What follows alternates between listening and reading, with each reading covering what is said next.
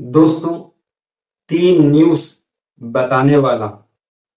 پہلا نیوز، ملک شام سیریا میں القاعدہ گروپ کے ایک لیڈر محمد صلاح پر امریکہ کے ملٹری فوجی ایئر اسٹرائک کر کے ہوا ہی میں فائٹر جیٹ کے ذریعے سے حملہ کر کے القاعدہ گروپ کے لیڈر محمد صلاح کو مار دیے، ان کی موت ہو گئی۔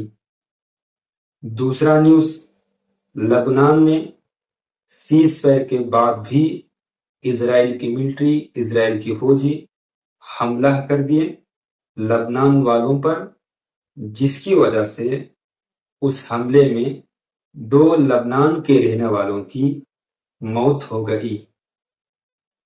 تیسرا نیوز، غزہ میں اسرائیل اور حماس کے جنگ کے درمیان القسام بریگیڈ کے کمانڈر محمد دائف کے مارے جانے کی ابو عبیدہ کی طرف سے بیان آیا ہوا ہے۔